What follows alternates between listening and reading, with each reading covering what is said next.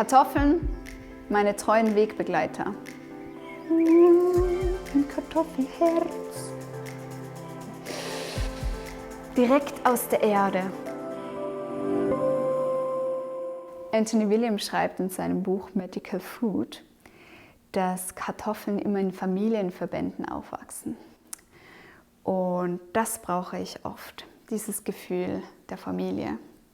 Ich liebe Kartoffeln, ich liebe sie. Ich bin richtig süchtig danach und ich esse sie fast täglich. Und ich kann mir nicht vorstellen, warum es Diäten gibt, die Kartoffeln schlecht machen. Und das schauen wir uns heute auch an. Warum machen Diäten Kartoffeln schlecht und warum sind sie so mega lecker und warum liebe ich sie so doll? Das schauen wir gleich an. Kartoffeln, das ist doch so ein wertvolles Nahrungsmittel. Danke, dass es euch gibt. Danke. Kartoffeln sind nämlich viel stärker als ihr Ruf. Sie enthalten nämlich resistente Stärke. Ha! Stärke, das klingt gut. Was ist Stärke? Pflanzen speichern Zucker in Form von Stärke. Sie dient ihnen als wichtiges Reservekohlenhydrat und als Energielieferant. Um die Stärke für den Menschen verwertbar zu machen, muss sie im Darm verstoffwechselt werden. Und jetzt wichtig, resistente Stärke in den Kartoffeln ist aufgrund ihrer Eigenschaften vor dem Abbau geschützt und nicht glykämisch wirksam. Sie kann den Dünndarm also unverdaut passieren und wird erst im Dickdarm durch die Darmbakterien zersetzt. Und daher wird die Kartoffel den Ballaststoffen zugeordnet.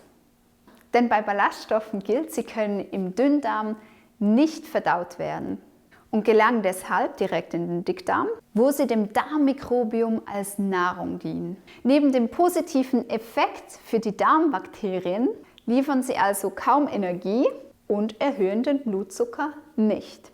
Ja, und dazu gibt es eine mega interessante Studie. Und zwar wurde der Einfluss von resistenten Stärken auf Diabetes Typ 2 Patienten untersucht. Ihr findet im Beschrieb die genannte Studie und noch viele weitere Studien zu der Stärke in den Kartoffeln. Also, kommen wir auf den Punkt. Was können Kartoffeln alles? Sie sind von Natur aus reich an Kalium und Vitamin B6 und sie liefern Aminosäure in reicher Hülle und Fülle. Sie verfügen über Lysin, welche ein starker Schutz gegen Krebs, Leberkrankheiten, Entzündungen und sogar schützend gegen das Virus EBV und Gürtelrose wirkt. Ja, und gerade diese Viren sind gemäß Anthony Williams die Auslöser für Autoimmunerkrankungen, Gelenkschmerzen, rheumatoide Arthritis und vieles mehr. Natürlich stellt sich die Frage, wie die Kartoffel hergestellt wird. Werden sie in der Fritteuse gebrutzelt oder schmiert man ganz viel Sahnesoße nach oben drauf? Das ist jetzt die Frage. Was machen wir mit euch zwei kleinen Schatzis? Ofenkartoffeln? Ich liebe ja Kartoffelwraps zum Beispiel. Ich bin gerade so süchtig danach. Ich glaube, das, was wir lernen dürfen, ist, dass die Kartoffel einfach mal alleine für sich stehen darf und dass wir die Haut dran lassen. Denn die Kartoffelhaut ist reich an Aminosäuren, Eiweiß und sekundären Pflanzenstoffen. Kurz zu den Inhalten. Was sind Aminosäuren? Aminosäuren sind lebensnotwendig für unseren Körper. Sie bilden die Grundbausteine aller Proteine, ohne die wir nicht leben können. Sie sind in der Lage, Organe, Haut, Haare und Muskeln zu bilden. Dann ist da in der Haut noch drin Eiweiß. Was kann Eiweiß? Eiweiß bilden Muskeln und Knochen und transportieren lebenswichtige Stoffe im Körper. Und das dritte, sekundäre Pflanzenstoffe.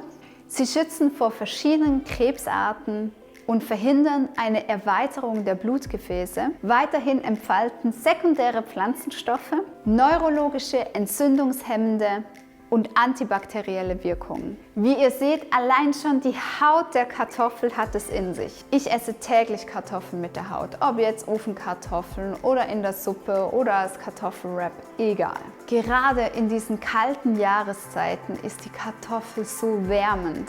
Und mir geht es so als sehr luftiger, unbeständiger Typ, den ich nun mal bin. Im Ayurvedischen heißt es dieser Vateranteil. Ich brauche Erdung Und die Kartoffeln geben Erdung. Sie wachsen nämlich ganz tief in der Erde und sie stabilisieren mein Gemüt. Und im Buch Medical Food von Anthony William findet ihr noch viel mehr Beschreibungen über die Kartoffeln. Auf seelischer Ebene, auf körperlicher Ebene, bei welchen Krankheitsbildern man sie anwenden kann. Also es lohnt sich, da hineinzuschauen. Ich wünsche euch jetzt einen guten Appetit. Ich frage mich, was euer Lieblingsgericht mit den Kartoffeln ist. Also schreibt es gerne unten in die Kommentare, sodass ich auch ein bisschen inspiriert bin. Bis dann. Ciao.